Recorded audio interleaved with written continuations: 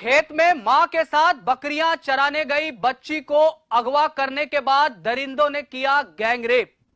मासूम की निर्मम हत्या के बाद शव को कोयला भट्टी में जलाया।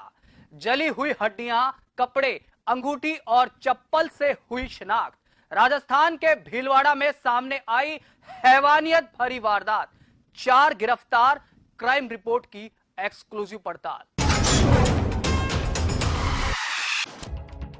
राजस्थान में भीलवाड़ा जिले के कोटड़ी थाना क्षेत्र में एक नाबालिग बच्ची के साथ गैंगरेप कर मासूम बच्ची को कोयले की भट्टी में जला देने के सनसनीखेज मामले ने सुनने वालों के पैरों तले जमीन खिसका दी। मामले में पुलिस ने 4 आरोपियों को गिरफ्तार कर लिया। इसके साथ ही एक नाबालिग बाल अपचारी को भी पुलिस ने पकड़ा। उनसे पूछताछ में हुए खुलासे को सुनकर पुलिस भी सन्न रह गई। घर से खेत में बकरियां चराने आई थी 14 वर्षीय नाबालिग। दोपहर के समय खेत के पास ही कोयला भट्टी चलाने वाले तसवारिया गांव निवासी कान्हा और कालू ने किया किशोरी से गैंगरेप। इसके बाद लड़की के सिर पर किया वार, जिससे किशोरी बेहोश हो गई। पुलिस ने जब इन आरोपियों से पूछताछ की तो पता चला इनमें से 2 ने नाबालिग बच्ची के साथ गैंगरेप किया था। इसके बाद उसके सिर पर वार किया, जिससे बच्ची बेहोश हो गई। फिर उसे भट्टी में झोंक दिया। कुछ बॉडी पार्ट्स तालाब में फेंक दिए। पुलिस ने जब भट्टी की जांच की तो राख से हाथ का कंगन और पंजे की हड्डियां बरामद हुई थी।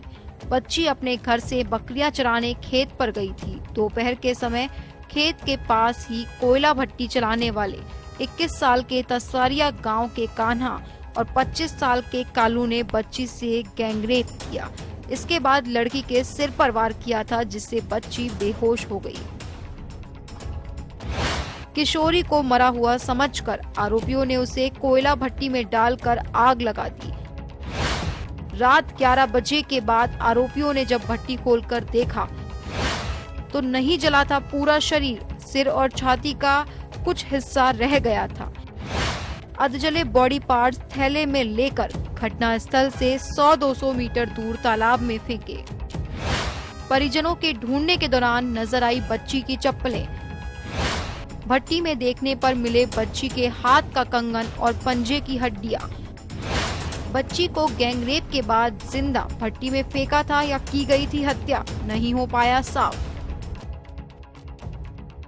बच्ची को मरा समझकर आरोपियों ने कोयला भट्टी खोलकर उसमें डाल दिया और आग लगा दी। रात 11 बजे के बाद आरोपियों ने जब भट्टी को खोलकर देखा तो उसमें बच्ची का पूरा शरीर नहीं था, सिर और छाती का कुछ भाग रह गया था।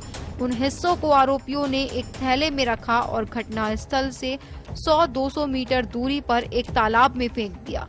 रात को 12:30 बजे परिजन जब बच्ची को ढूंढते हुए पहुंचे तो उन्हें एक जगह बच्ची की चप्पलें दिखाई दी।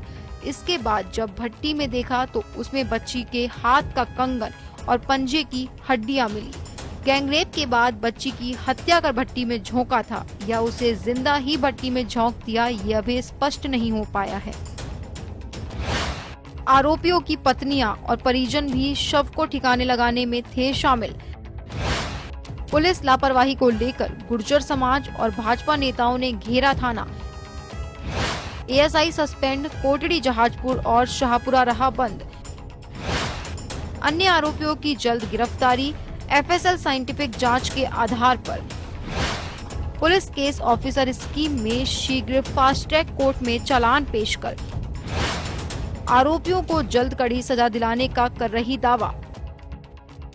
आरोपियों में से जिन्होंने बच्ची के साथ गैंगरेप किया था, उनकी पत्नियां और उनके परिजन भी शव को ठिकाने लगाने में शामिल थे।